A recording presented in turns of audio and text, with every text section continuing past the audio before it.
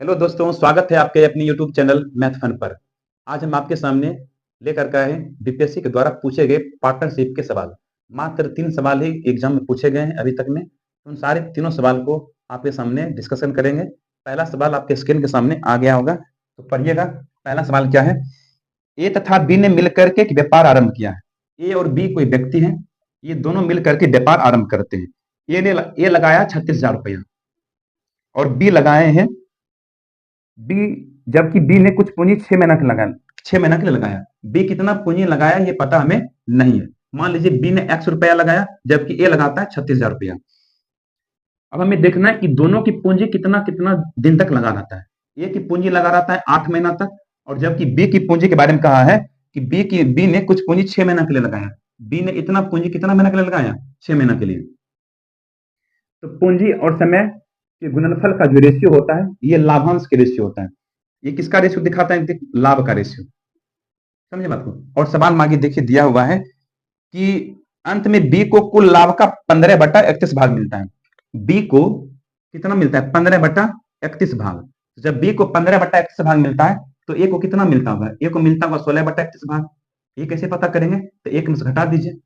एक में से घटाएंगे 15/16 को, तो ये दिखाएगा किसका हिस्सा है? ए का हिस्सा, क्योंकि वन भिन्न में टोटल दर्शाता है। ये बन गया कितना? ये लाभ का रेशियो बन गया 16:15। समझे बात को? ये लाभ का रेशियो बन गया 16:15। यहाँ पे दर्शा देते हैं 16:15। अब इसको हल कर लेते हैं। 6 से 6 कटेगा, 6 के 36, 6 गुना 8, 6 गुना 8। यहाँ कितना बच गया अनुपात में? x बराबर 16:15। अंदर वाला से गुना कीजिए, बाहर वाला को बाहर वाला से कर दीजिए। तो 16 गुना x, 16x, ये हो गया 6,000 गुने 8 गुने 15।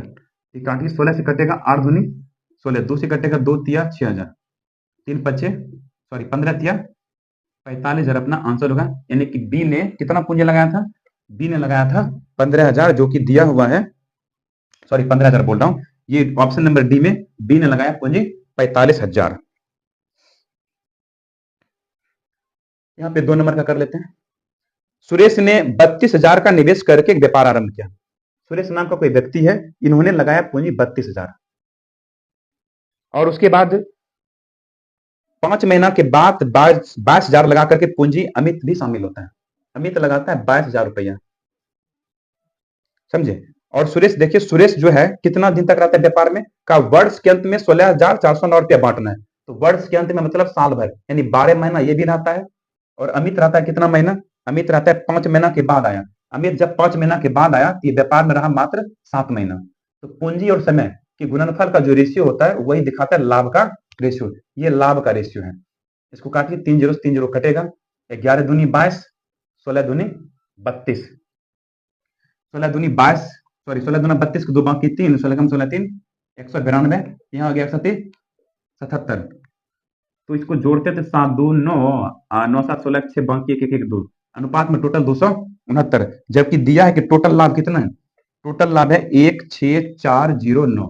ठीक है, टोटल लाभ इतना, जबकि संख्या में अनुपात में इतना। इसको काटेंगे, काटने से 61 बार में कट जाएगा, भाग दीजिएगा 61 बार में कट जाएगा। तो यहाँ पर कह रहा है हमको बताइए कि सुरेश का हिस्सा कितना है। तो सुरेश का हिस्सा ये दिखाता है, तो सुरेश वाला गुना कीजिए, 192 गुना 61।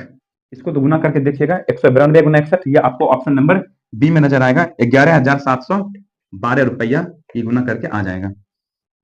इस तरह से 2 नंबर का हो गया।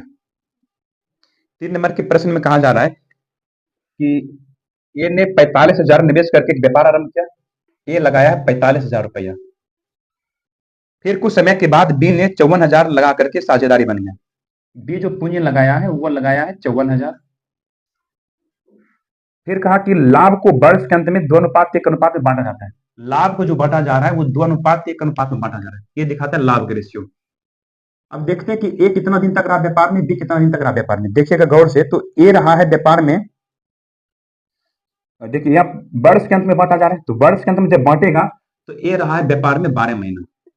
बी कह रहा है कि कुछ समय के बाद, पता नहीं बी कितने दिन के बाद व्यापार में शामिल हुआ, पता नहीं है। मान लीजिए बी जो है व्यापार में 3 महीना रहा। मान लीजिए कि बी व्यापार में कितना महीना रहा? 3 महीना रहा। तो समय और पूंजी का जो गुणनफल का रेशियो होता है, ये दिखाता है लाभ का रेशियो, यानी कि दिखा रहा है लाभ का रेशियो। इसको अगर थोड़ा सा शॉर्ट कर लेते हैं, 6 नमा 54, 5 नमा 45, 6 दूनी 12, 5 दूनी 10, यानी कि 10 अनुपात टी।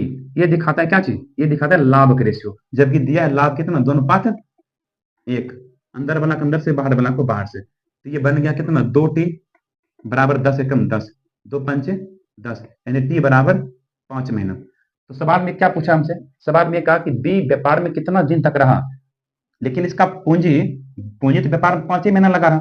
सवाल में कहा कि बी कितने महीना बाद शामिल हुआ है, बी कितने महीना बाद शामिल हुआ, बी 5 महीना बाद शामिल हुआ है।